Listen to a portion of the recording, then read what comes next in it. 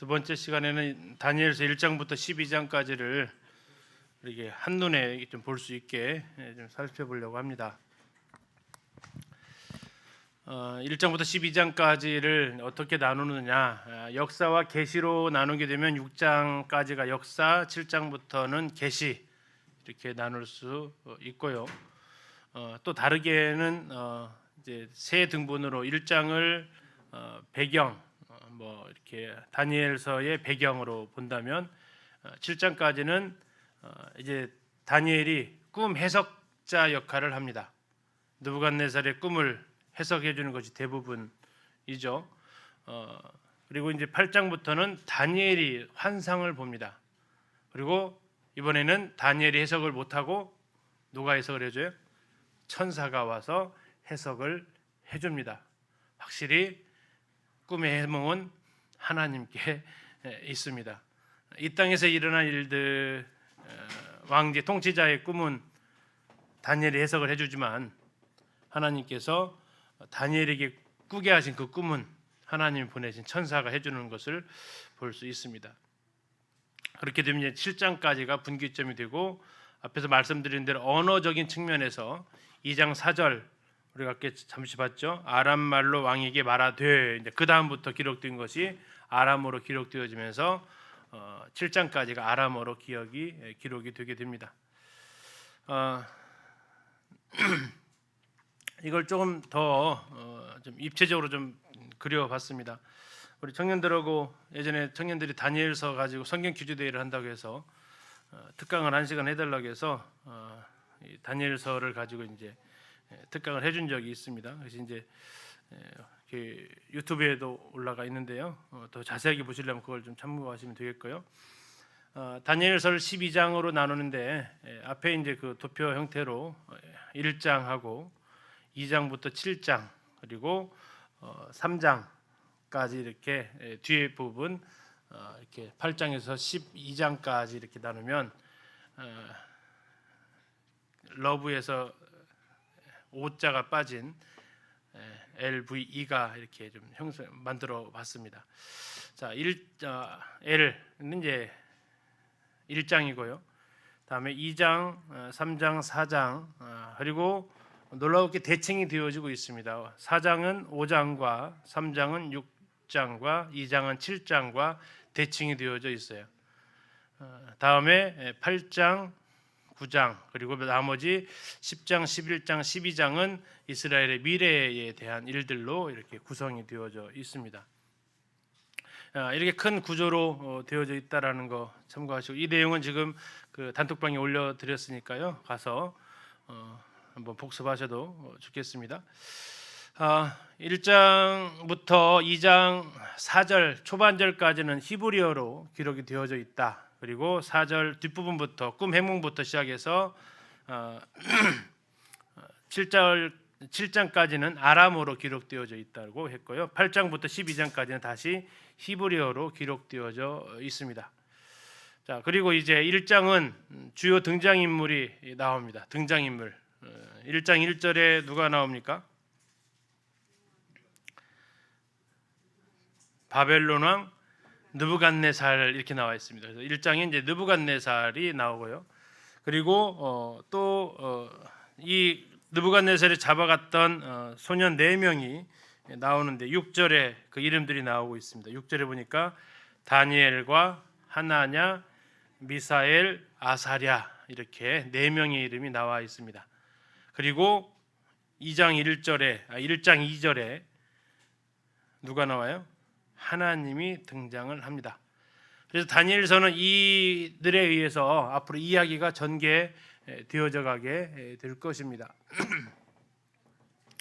자, 그러면 이제 1장은 뭐 제일 중요한 것이 아마 이제 하나님께서 그들을 어떻게 이곳까지 오게 하셨고 하나님께서 그들을 어떻게 이곳에서 구별된 삶을 살게 하셨고 하나님께서 이들을 통해서 어떤 일들을 하실지에 대해서 이제 도입하시고 계시다라고 생각하실 수 있겠죠. 그리고 이제 나머지 6장은 대칭 구조로 되어져 있는데 우리가 성경을 쭉 읽다 보면 그런 구조를 많이 발견할 수 있습니다. 자, 2장과 7장을 공통적으로 연결해 주는 하나의 단어가 있다면 뭘까요? 2장과 7장을 연결해 주는 단어가 있다면 한 글자로 그렇죠. 꿈입니다. 꿈. 자, 3장과 6장을 연결해 주는 단어. 3장에서는 다니엘의 세 친구가 나오고 6장에서는 다니엘이 나옵니다. 한 사람은 풀무불에 가 있고 한 사람은 사자굴에 들어가 있습니다. 자, 두 글자로 하면 고난이라고 할 수 있겠습니다. 고난. 3장에서는 세 친구가 고난 당하고 있고 6장에서는 다니엘이 고난 당하고 있죠. 다음에 4장과 5장은 4장에서는 교만했던 느부갓네살이 하나님 앞에 심판을 당합니다. 5장에서는 교만했던 벨사살이 하나님 앞에 메네 데겔 우 바르신 하면서 너 함량 미달이다라고 심판을 받게 되죠. 그래서 4장과 5장을 연결해 주는 키워드는 심판이 되겠습니다. 자, 꿈. 2장에서 누가 꿈을 꿉니까? 느부갓네살이 꿈을 꿉니다. 무슨 꿈이죠? 신상에 관련된 꿈을 꿉니다. 그리고 거기에는 4개의 제국이 등장하고 있고 또 하나 마지막에 나타나는 뜨인 돌이 등장하고 있죠. 뜨인 돌. 우리 주님이 다스리는 그 세계를 말해주고 있습니다. 7장에서 누가 꿈을 꿉니까? 다니엘이 꿈을 꿉니다. 다니엘. 거기에서는 이제 이 네 나라의 네 제국을 신상이 아닌 무엇으로 보여줘요? 동물로 보여주고 있습니다. 그래서 서로 매치를 시켜지게 돼요. 신상에 나와 있는 금머리는 7장에서 무슨 동물로요? 사자로 등장합니다. 사자. 날개에 달린 사자. 왕 가장 강한 나라를 보여주죠. 느부갓네 신상 꿈에서 가슴과 두 팔은 뭘로 나타납니까? 은으로 나타납니다. 은으로 나타나 있는 가슴과 두 팔. 왜 두 팔이에요? 메대와 바사라는 거예요. 메대와 바사. 그래서 두 팔입니다. 은으로 되어져 있습니다. 금보다 힘이 약하죠. 그것이 이제 7장에서는 어떤 동물로 나옵니까? 곰으로 나옵니다. 곰이 등장하게 되는, 그리고 그 입에 새 뼈를 물고 있습니다. 그 새 뼈는 앞으로 페르시아가 점령하게 될 세계의 커다란 나라를 보여주고 있는 그 꿈이죠. 바벨론을 정복할 것이고 이집트를 정복할 것이고 저쪽 사대에 있는 리디아 왕국을 점령할 것이다라는 그 새 뼈가 그 정복할 나라들을 가리켜주고 있죠. 자, 그렇게 해서 이제 은과 그 곰하고 연결이 됩니다. 그 다음에 다니엘 그 느부갓네살 신상에서 세 번째 종아리 이쪽 부위는 뭡니까? 허벅지. 예, 노스죠, 노. 자, 그것은 어느 나라죠? 헬라입니다. 자, 7장에서 동물은 뭘로 등장합니까? 표범으로 등장합니다. 표범, 빠른 동물로 우리가 연상을 시키는 거죠. 그래서 아주 급속한 빠르기로 정복하게 될 것을 보여주고 있는, 이 연결이 되는 거죠. 다음에 느부갓네살의 신상의 마지막 다리는 뭡니까? 철과 진흙이 섞여 있는 나라죠. 그 나라는 로마라는 나라가 될 것이고, 이쪽에서는 이제 네 동물 중에서는 뭘로 등장합니까? 괴물로 등장합니다. 어떤 동물인지 모르겠어요. 흉측하게 생긴 하나의 괴물로 등장해서 이 두 꿈을 통해서 동일하게 그 네 제국을 설명해주고 있어요. 바벨론, 메데 페르시아, 다음에 헬라, 다음에 로마. 이 꿈으로 연결되어져서 나중에 2장을 더 자세하게 해석할 수 있는 것이 7장을 통해서 해석할 수 있다라는 거죠. 자, 그 다음에 이 네 나라는 꼭 기억을 그래서 하셔야 됩니다. 바벨론, 메데바사, 헬라, 로마다라는 거. 자, 3장과 6장은 고난이라는 키워드로 연결되어질 수 있습니다. 자, 3장에서는 누가 고난 당합니까? 세 친구가 고난 당합니다. 어디서요? 풀무불에서 고난 당합니다. 거기서 누가 나타나죠? 인자가 나타나서 구원을 해 줍니다. 인자 같은 이라고 이렇게 등장하고 있습니다. 분명히 셋을 넣었는데 4명이서 돌아다닌다라고 등장하고 있죠.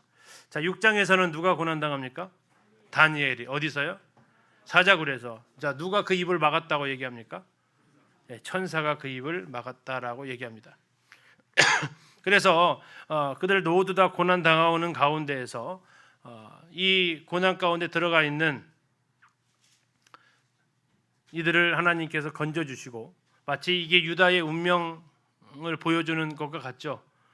푸른 뿔에 던져져 있는 유대 민족의 신세, 사자굴에 던져져 있는 언제 죽을지 모르는 그 민족의 신세. 그러나 하나님께서 그 가운데서 지켜주시고 보호하시고 있는 그 모습을 보여주는 것이 3장과 6장입니다. 다음에 4장, 5장으로 나오고 4장은 누가 심판받았다고요? 예, 느부갓네살이 심판을 받게 된다. 왜 심판받았습니까? 교만해서 심판을 받습니다. 천하만국 아까 그 바벨론 그것이 오면서 제일 높은 왕궁에 올라가서 쫙 한번 보세요. 그러면서 그가 뭐라고 얘기합니까? 다 내가 했다라고 하는 거죠. 다 내가 했다. 야, 얼마나 마음이 뿌듯했겠습니까? 자, 그때 하나님께서 감독이시면서 컷, 컷, 지금 대본대로 안 하고 있는 거죠. 시키는 대로 안 하고 있는 거예요. 컷, 너 하면서 이렇게 7년간 무명세월로 보내는 그 신세를 맞이하게 되죠. 그 다음에 이제 5장에서는 또 누가 벨사살, 이 느부갓네살의 사위가 나보니두스입니다. 그리고 사위가 나보니두스예요. 그리고 나보니두스의 아들이 벨사살이에요. 이게 딸의 아들이니까 누구예요? 느부갓네살의 외손자라고요. 외손자. 그래서 이 부전자전이 아니라 할아버지하고 손자가 똑같이 교만을 떨죠. 그러나 하나님께서 봤을 때 함량미달 메네메네 데겔 우바르신 하면서 그도 심판을 당하게 됩니다. 제목은 똑같이 교만입니다. 자, 이해 가시죠? 이렇게 연결이 되어져 있어요. 대칭 구조로 되어져서 같이 연결하시면 2장부터 7장까지가 그냥 한눈에 보이실 수 있을 거예요. 자, 왼쪽은 전부 다 느부갓네살입니다. 2, 3, 4장은 2, 3, 4장은 다 느부갓네살이에요. 다음에 5장은요 벨사살, 6장은 다리오, 다음에 7장은 다시 벨사살입니다. 그래서 세 번. 왜냐하면 이게 바로 유다를 멸망시켰던 왕이잖아요. 그 왕의 입을 통해서 하나님이 유일한 주권자이시다라는 고백을 하나님이 하게끔 하시는 거죠. 자, 이제 8장으로 가보면 이제 6장까지가 역사적인 부분이라고 했고 7장부터 예언이라고 했는데 이 예언이 이제 시간 순서가 아니라는 것을 좀 기억을 하셔야 됩니다. 자, 7장은 벨사살 원년입니다. 그러니까 6장이 다리오죠. 시간 순서로 하게 되면 5장 다음에 뭐가 와야 돼요? 아니 4장 다음에 누가 와야 되냐면 4장 다음에 7장이 와야 돼요. 시간 순서로 기록되었다면 벨사살 원년이 7장이니까 그리고 5장은 벨사살 마지막 해에 해당되니까 그리고 그 이후에 6장이 나오니까 이게 시간 순서가 아니다라는 걸 아시라는 얘기예요. 다음에 8장은 이제 벨사살 3년입니다. 이것도 역시 그 안에 4장과 5장 사이에 시간적으로는 들어온다라고 생각하시면 되겠습니다. 다시 말하면 바벨론이 아직 망하지 않았을 때, 바벨론이 아직까지 맹위를 떨치고 있을 때라는 겁니다. 자, 그때 바벨론의 멸망을 예언한다라는 것은 쉬운 일이 아닌데 심지어 8장에서는 무슨 예언을 합니까? 바벨론은 관심도 없습니다. 메데 바사하고 헬라와의 싸움을 이야기를 해요. 8장에서 누가 통치하고 있을 때요? 바벨론이 통치하고 있는데 바벨론은 이미 사라진 것처럼 여기고 8장에서는 바벨론 뒤에서 일어나는 페르시아하고 그 페르시아를 또 정복하러 오는 헬라하고의 싸움을 두 동물을 가지고 이야기를 합니다. 무슨 동물이요? 양과 염소. 양과 염소가 싸움 잘하는 데는 여기밖에 못 본 것 같아요. 자, 그리고 또 하나 신기한 것은 양이 이겨요, 염소가 이겨요, 싸우면요. 저는 아무래도 염소가 이길 것 양이 이기나요, 염소가 이기나요? 염소가 이겨야죠. 그래서 지금 염소가 헬라 역할을 맡았고요. 양이 페르시아 역할을 맡았어요. 그냥 좀 일맥상통하게 7장에 나와 있는 동물을 갖다 하시면 어떨까 싶었어요. 그죠? 고모고 표범하고 싸우는 것으로 하면 더 이렇게 흥미진진할 텐데 갑자기 동물을 바꾸세요. 그죠? 왜 그럴까요? 이게 안 풀리다가요. 그리스 성지 답사 가가지고 알렉산더와 그 아버지였던 그 필립 2세 그들이 통치했던 지역에 가서 거기서 궁금증이 풀렸어요. 궁금하시죠? 왜 그런지요? 그때 가서 말씀드릴게요. 그 지명이 있어요. 지명이 염소라는 뜻을 가지고 있어요. 거기에서 그들이 등장해요. 헬라가. 근데 가기 전까지는 그거 있는지도 몰랐어요. 그냥 알렉산더하고 필립 2세가 그 왕으로 이렇게 등극하기 시작하는 그것만 가보고 싶었던 것인데 거기 갔던 지명 자체가 염소예요. 그래서 이 염소와 양의 싸움으로 하나님께서 성경에 기록하셨구나라는 것을 생각할 수 있었습니다. 그냥 좀 편하게 고모고 표범하고 싸웠다 하시면 될 것 같은데 굳이 왜 염소 양을 하셨을까? 근데 아마 그 지역을 알았던 사람에게는 이것이 하나마 힌트가 되지 않았을까 싶습니다. 아무튼 8장에서는 바벨론 벨사살 왕 때 바벨론은 안중에도 없습니다. 앞으로 두 나라가 일어나서 싸우는데 그게 바로 페르시아와 헬라가 싸울 것이다. 있지도 않은 나라들이에요. 아직. 뭐 물론 페르시아라는 나라는 있긴 있었습니다만 그렇게 큰 나라도 아니었고요. 자, 그다음에 이제 9장으로 가면 이제 다리오 원년이 나옵니다. 이게 6장이랑 이게 이제 거의 비슷한 시기로 가는데 이때 다니엘이 굉장한 것을 깨닫습니다. 이때 무슨 책을 읽냐면 아마도 예레미야를 이때 읽은 것 같습니다. 예레미야 중에서 뭘 읽었을까요? 70년 이 이야기를 듣습니다. 다시 말하면 다니엘이 살아있을 때 예레미야는 어때요? 아직 사역을 안 했단 말이에요. 그리고 그 가운데서 이미 다니엘은 끌려왔고요. 물론 요시야 때부터 그 예레미야가 살고 있었지만 70년이라는 예언은 다니엘이 어디가 있을 때 바벨론의 포로로 잡혀가 있을 때 했기 때문에 다니엘은 지금처럼 뭐 검색해서 나오는 게 아니잖아요. 그래서 잘 몰랐던 것 같아요. 또 이렇게 그들이 공동체로 살아있던 것도 아니고 궁중에 생활했기 때문에. 근데 어떻게 했든 하나님께서 거기에 대해서 정보를 얻게 하셔서 9장에 가서 보면 다니엘이 비로소 깨달았다고 나와요. 잠시 가서 한번 보실까요? 9장 잠깐 가서 보실게요. 9장 2절 그 통치 원년에 나 다니엘이 책을 통해 여호와께서 말씀으로 선지자 예레미야에게 일러주신 그 연수를 깨달았나니 곧 예루살렘의 황폐함이 70년 만에 그치리라 하신 것이니라.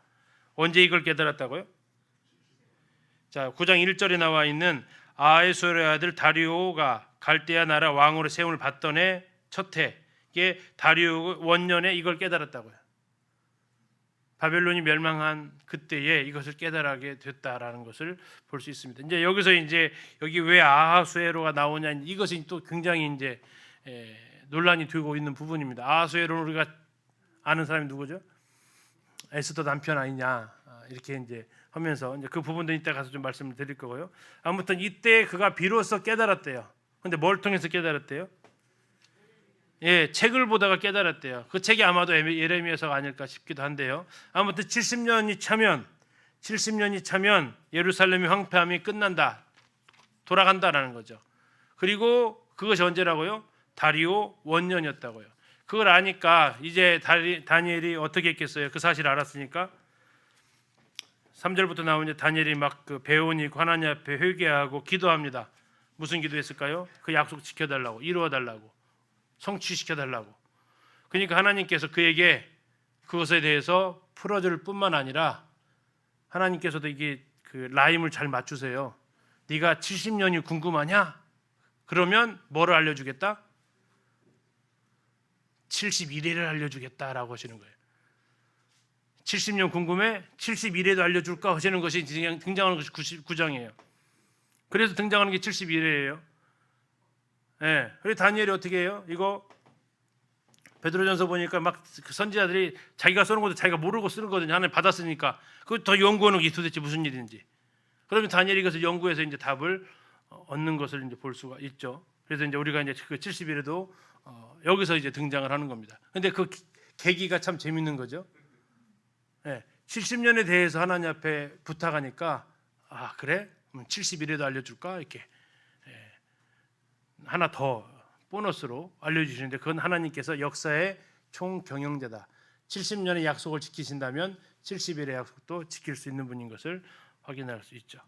자, 이게 그러면 이제 이게 뭐랑 연결이 되냐면요. 6장하고 연결이 되는 거예요. 6장에 그 왕이 누구예요? 사자굴에 넣었던 왕이 다리오죠. 다리오가 왜 넣었죠? 하루 3번 기도했으니까 넣었단 말이에요. 다니엘이 왜 하루 3번 기도했을까요? 물론 습관일 수 있어요. 습관일 수 있는데요. 성경 본문을 맞춰 보다 보면 그의 그렇게 간절한 목숨이 왔다 갔다 하는 가운데서 기도하는 게 무슨 기도였을까요? 70일에 대한 기도예요. 70년에 대한 기도. 하나님께서 70년에 이 사실을 알았단 말이에요. 그러면 그 나이가 지금 몇 살이었을까요? 자, 다리오 왕이었다면 바벨론 멸망한 순간이잖아요. 그는 지금 뭘 보고 있어요? 바벨론의 흥망성쇠를 다 본 사람이에요. 아니 바벨론에 포로로 잡혀왔는데 바벨론보다 더 오래 살았던 사람이 이 사람이라니까요. 그러면서 하나님께서 이제 이 약속을 지켜주실 것을 우리가 이렇게 생각하기에 모든 게 탁 이렇게 뒤면서부터 그냥 하는 게 아니라 그 역사를 진행해 가신 하나님의 손길을 보는 거죠. 그래서 이제 혹자는 얘기하는 것 중에 하나가 고레스는 그 사실을 어떻게 알았을까예요. 고레스는 어떻게 알았을까? 에스라서를 읽어보면서 도대체 고레스가 그 사실을 어떻게 하고 귀환시켰을까? 하면 가장 개연성 있는 게 그거 누가 알려줬을까요? 고레스 옆에서 만날 수 있었던 사람이 누구였을까요? 다니엘밖에 없죠. 물론 새 친구도 가능성이 있겠지만 다니엘이 책을 통해서 알았고 고레스 등장했잖아요. 그럼 하나님 앞에 당신 고레스 이사야서에 당신 태어나기 벌써 한 150년 전에 당신 예언되어 있었다. 하나님의 사람으로 이 일을 해야 된다. 뭐 고레스 3년까지 그가 총리로서 아마 그 일을 했으니까. 자, 이런 모든 과정 속에서 사자굴에 던진다 해도 그의 소원은 나라의 회복이기 때문에 그는 기도했을 것으로 보여지는 거죠. 다니엘의 6장에 나와 있는 기도가 어떤 맥락이었을까를 9장을 통해서 퍼즐을 맞춰가는 것을 볼 수 있다라는 겁니다. 마지막 이제 10장에 나와 있는 그것은 고레스 3년 때입니다. 고레스 3년이라는 것은 다니엘이 마지막 사역이라는 얘기죠. 다니엘이 이제 고레스 3년까지 그 사역을 하는데 다니엘의 사역이 끝나가고 있다라는 것을 알 수 있어요. 그때 하나님께서 무엇을 보여줘요? 10장에서는 바사와 헬라 싸움 나오면서 다니엘이 여기에 대해서 기도를 하니까 이걸 막 사탄이 막아요. 그러니까 하나님께서 미가엘을 보내서 해석해 주러 가는 그 천사를 막으니까 미가엘을 보내서 거기에 대해서 해방을 풀어주시고 다니엘이 기도했는데 응답이 안 되는 이유가 뭐 이렇게 나오면서 바로 하나님께서 역사를 주관하신다는 것을 이제 이야기를 하세요. 다시 한번 바벨론은 안중에도 없고 이제 망했으니까 10장에서는 바사하고 헬라라는 나라가 일어날 것이다라는 걸 통해서 하나님께서 역사를 어떻게 이루어 가실지를 보여주세요. 그리고 이제 다니엘서에 흔히 말하는 정말 자유주의 신학자들의 고개를 절레절레 흔들게 만드는 혀를 내두르게 만드는 장면이 11장이에요.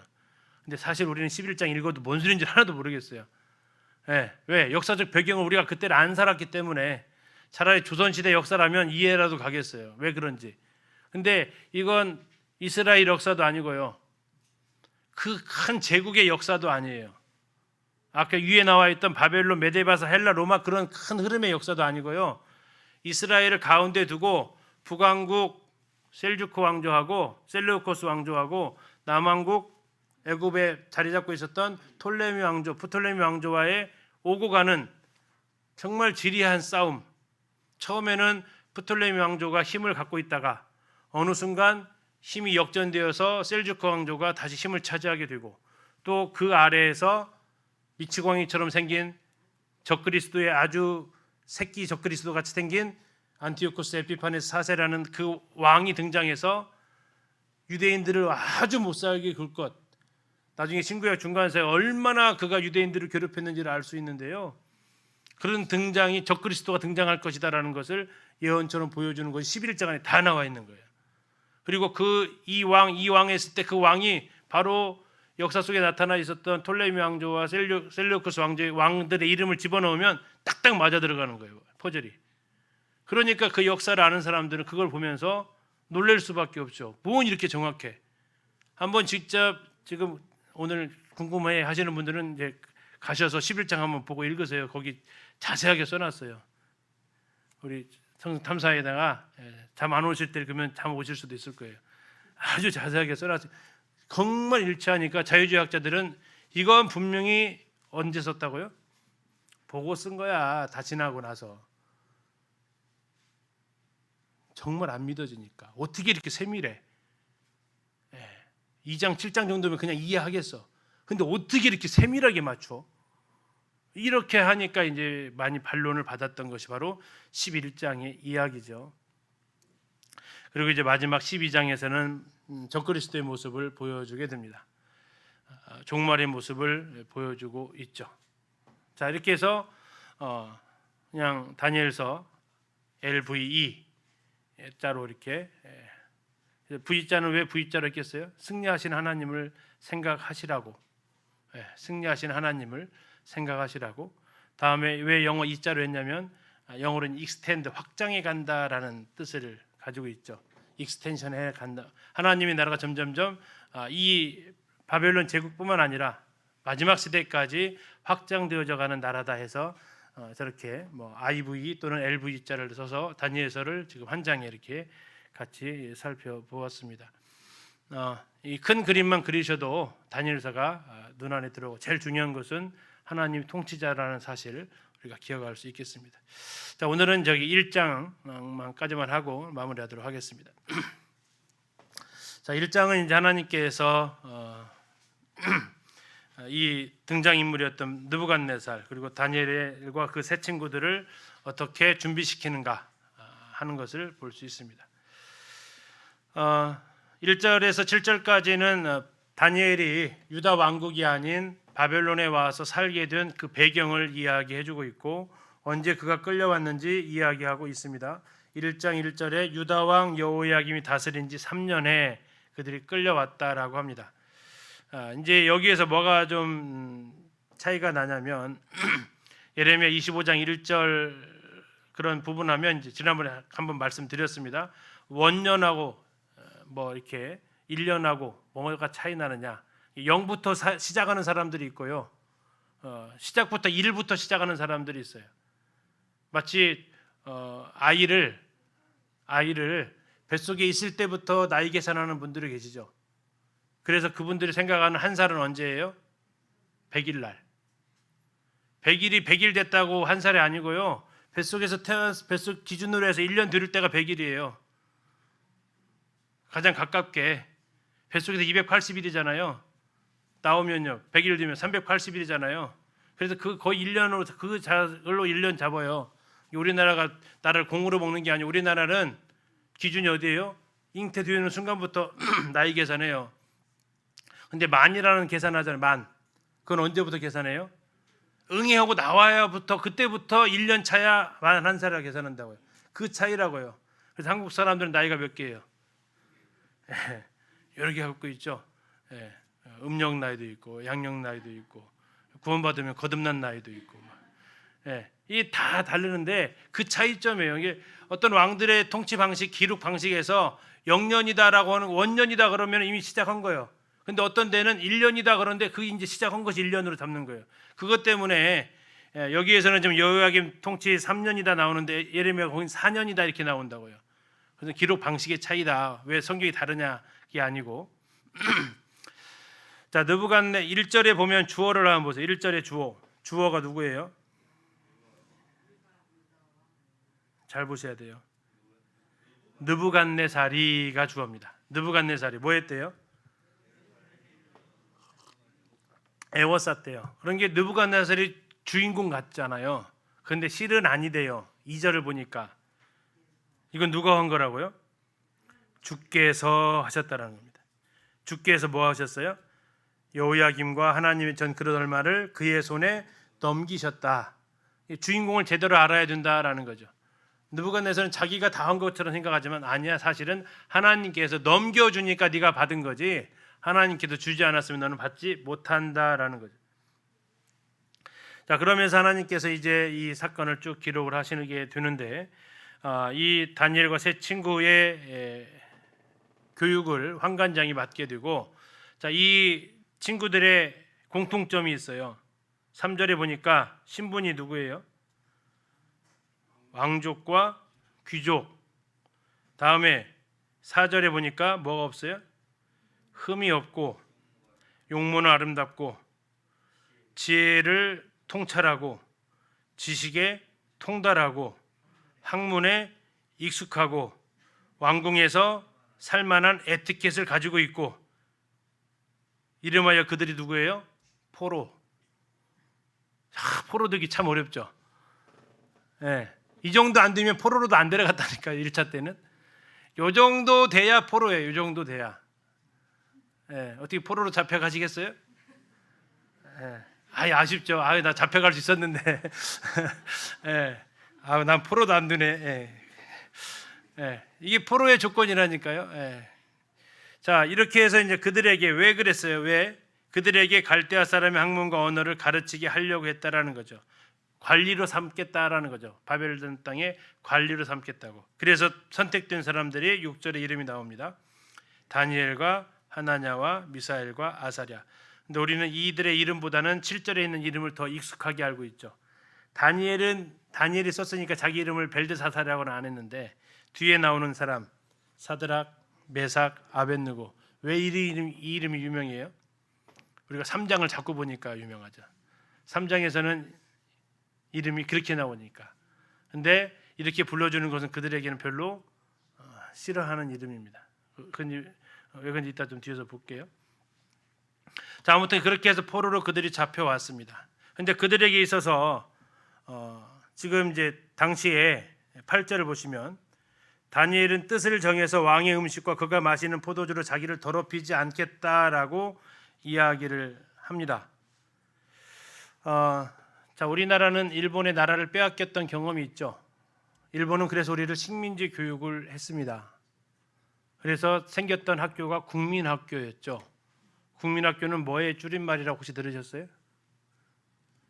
네, 황국신민학교의 줄임말이었습니다.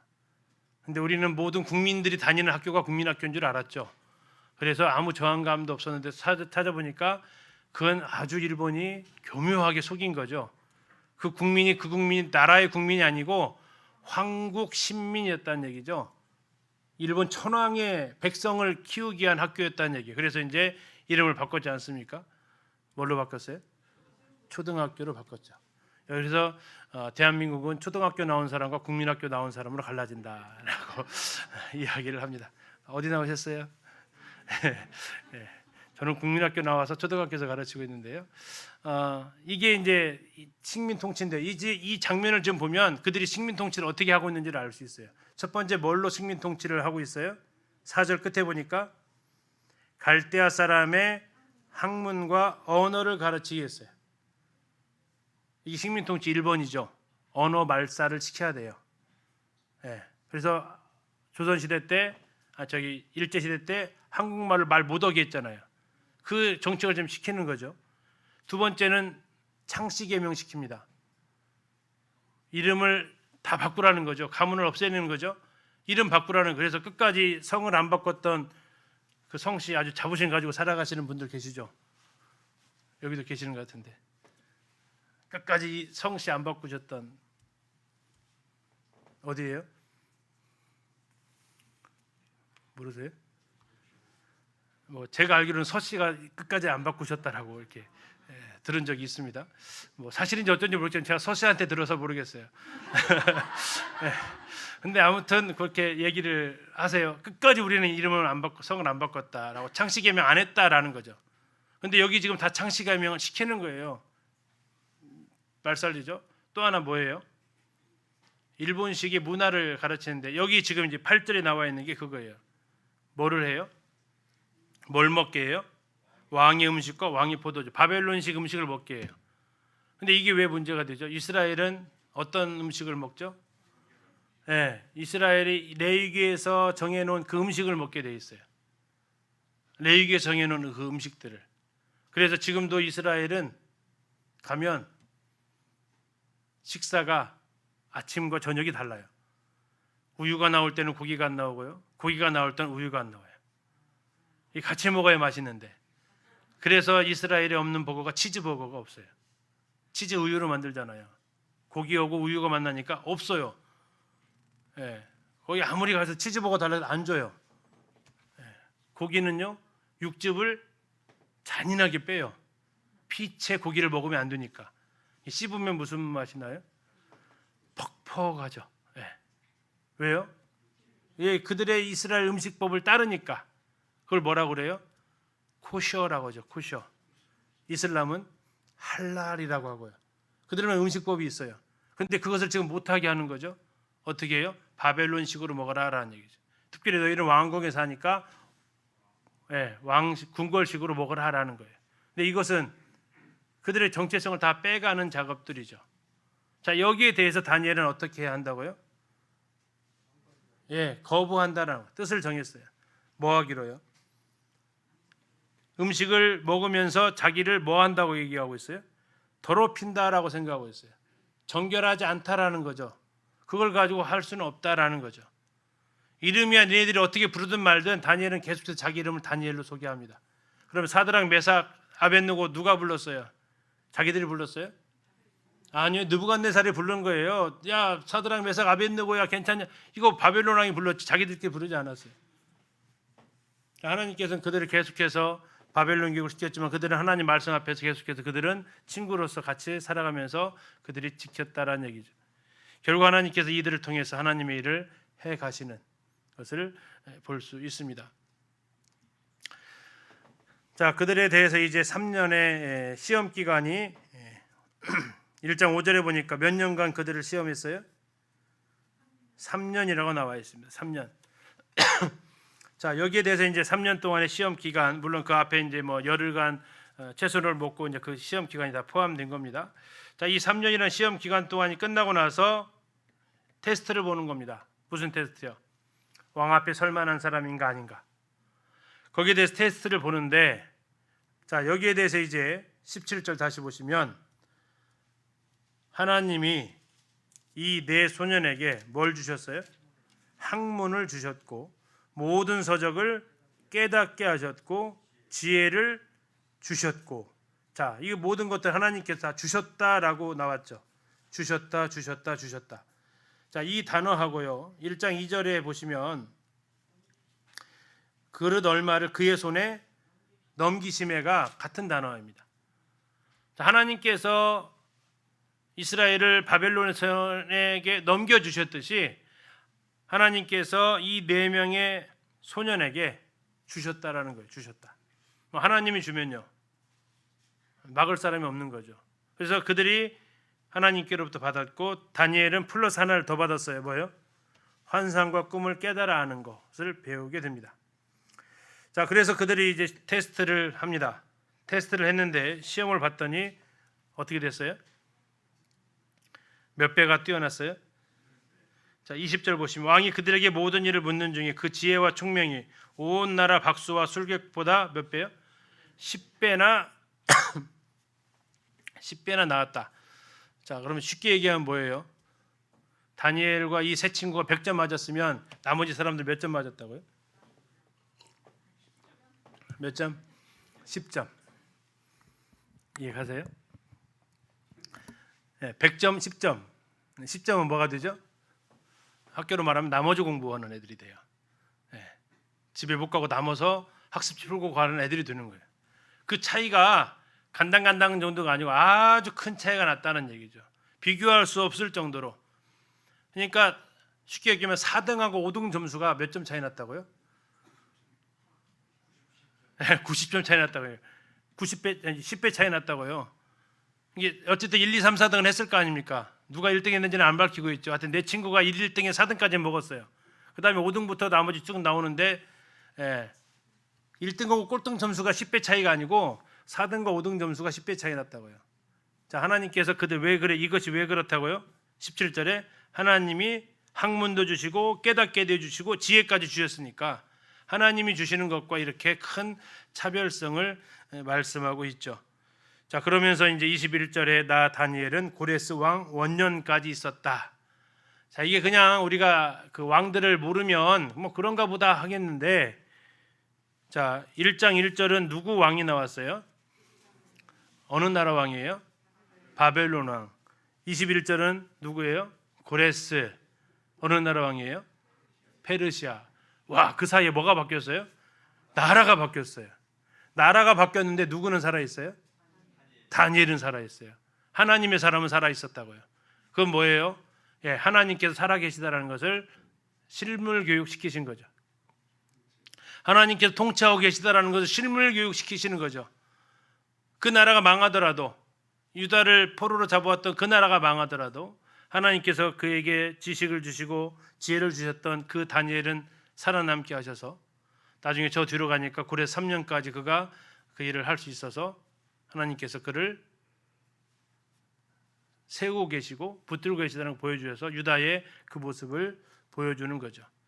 그래서 앞에서 말했던 창씨계명을 시켰던 바벨론, 그들의 이름의 뜻은 전부 다 우상 숭배에 관련되어져 있습니다. 그러나 히브리어로 기록된 그들의 이름은 전부 다 하나님 중심으로 되어져 있습니다. 다시 말하면 내 친구 나와 있죠. 내 친구 전부 다 이름에 뭐가 들어가요? 다니엘, 미사엘은 하나님, 하나냐, 아사랴는 여호와. 이 이름이 들어간 이름하고, 다음에 벨드사살, 뭐 사드락, 메삭, 아벤노고 전부 다 바벨론 신들. 자, 이 하나님 이름이 들어간 네 사람하고 바벨론 사람들하고의 시합을 붙였던 10배 차이 났어요. 10배. 비교할 수 없을 정도의 큰 능력, 하나님께 있다라는 것을 알게 되고, 다시 이것은 뭘 보여주냐면 앞으로 일어날 일들이 어떻게 진행될 것인가를 우리로 생각나게 하는 거죠. 앞에서 잠깐 보셨던 것처럼 이 진입로, 이거 보면서 누가 갔을까요? 다니엘과 내 친구가 이 진문을 보고 간 거예요. 우상 숭배가 가득한 이것을 보고 간 거죠. 과연 정말 하나님이 이들보다 힘이 없어서 우리나라를 이렇게 망하게 했는가? 그 소년들의 마음이 어땠을까를 생각해 보는 거죠.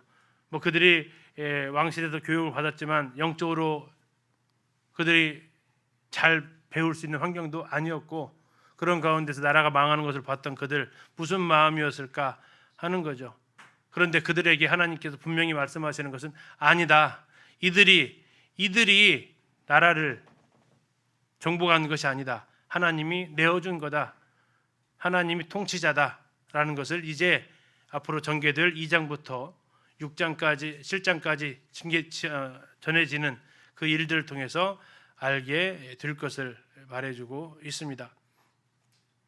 세라믹이라고 도자기죠. 1400도에 구워서 지금까지 2600년 됐다니까요. 저는 고려 청자가 그렇게 참 대단한, 물론 대단합니다. 그런데 고려 청자는 몇 년 됐죠? 고려 시대니까 한 1000년 됐어요. 1000년. 근데 그보다 1600년 이전에 저 모습, 저거 나오고 나서 누구의 코가 한 번 깨졌는지 아세요?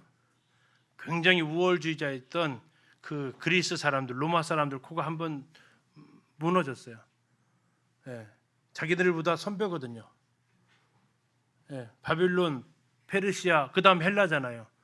근데 자기네가 최고인 줄 알았어요. 그 사람들 뭘 지었어요? 파르테논 신전부터 시작해서 그 우람한 거 다 지어놨는데 가서 봤더니 20m 파고 들어갔더니 이미 그 다 있었어요. 다 이런 게.